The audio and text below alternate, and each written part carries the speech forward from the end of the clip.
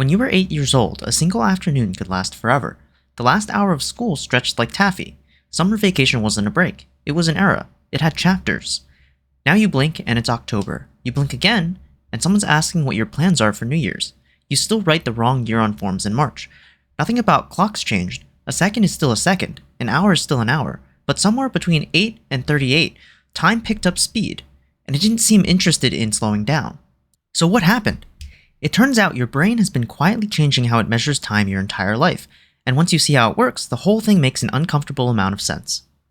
Here's the first problem. Your brain has no stopwatch. There's no organ for time. You have eyes for light, ears for sound, skin for touch, but nothing in your body directly senses the passing of an hour. So the brain does what it always does when it's missing a tool. It improvises. Instead of measuring time, it estimates time, and it estimates using memory. The rule is roughly this. The more memories your brain forms during a stretch of time, the longer that stretch feels when you look back on it. Lots of memories, long stretch. Few memories, short stretch. This is why a 2-week vacation in a new country feels like a month when you get home, but 2 weeks of your normal routine vanish without a trace. The vacation generated hundreds of new memories, new streets, new food, new mistakes. That one bus you almost missed, the normal weeks generated maybe 3. Your brain looks back at the pile of vacation memories and concludes that must have taken a long time. It looks back at the routine weeks and sees almost nothing, and concludes, that was quick. Time, as far as your memory is concerned, isn't measured in hours, it's measured in stuff that happened. Now apply that rule to being a kid. When you're young, almost everything is a first. First time seeing snow, first time riding a bike, first time getting stung by a bee, first day of school, first best friend, first betrayal by that best friend over a trading card. A child's brain is recording constantly, because it has to. Everything is new information, and new information is exactly what memory is built to capture. Every day produces a thick stack of memories, so every day, in hindsight, feels enormous. By adulthood, the firsts have mostly dried up. You've seen snow, you know what a bee sting feels like, you've driven the same route to work so many times that your brain doesn't bother recording it anymore. And that's the unsettling part. Your brain treats repeated experiences as duplicates, and doesn't keep duplicates. When you drive a familiar route, your brain essentially stamps it, already have this one, and files it in the trash. Ever arrive somewhere and realize you can't remember the drive at all? That's not a malfunction, that's the system working as designed. Your brain saw nothing new, so it saved nothing. And a stretch of time with nothing saved feels, in memory, like almost no time at all. Multiply that across weeks of routine, same breakfast, same commute, same desk, same shows, and huge portions of your adult life are being quietly deleted before they ever make it into long-term storage. The years feel short because, in your memory, they are short. There's just not much in them. There's a second thing going on, and it's mathematical. When you're 8 years old, 1 year is an eighth of everything you've ever experienced. It's a massive slice of your existence.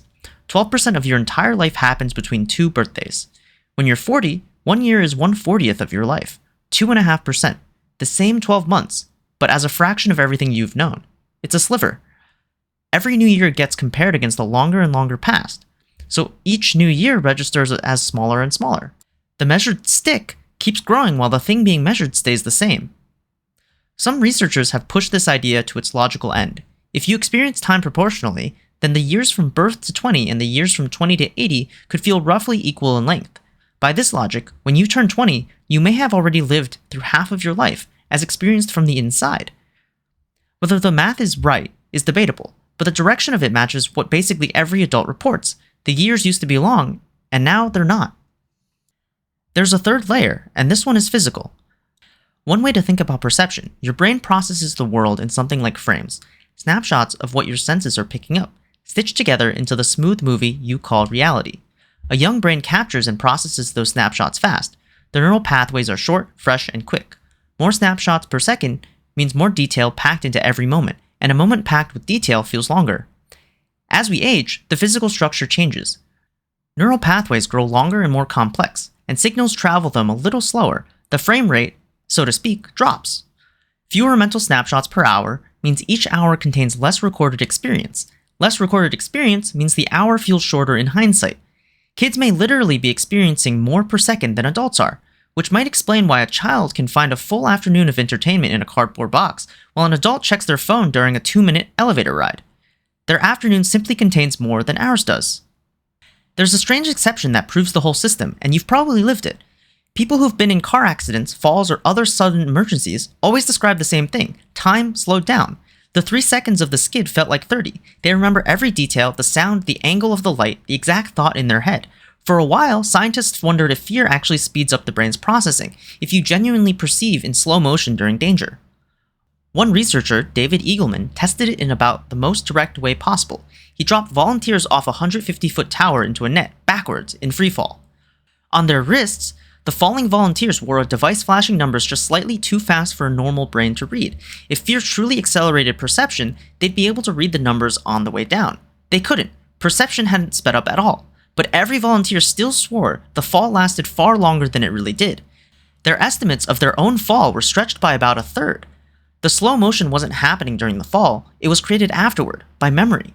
In a crisis, the brain's alarm system kicks in and records everything in extreme detail, a dense, high-resolution memory unlike anything from a normal day. When you recall it, your brain sees this enormous detailed file and concludes, this must have taken ages, which confirms the core mechanism of this entire story. Felt time isn't about the clock, it's about the density of the recording. A 3-second fall, densely recorded, feels like half a minute. A 3-week routine, barely recorded, feels like a weekend. Same clock, wildly different files. So here's where all this lands. Time feels faster as you age because of 3 stacked effects.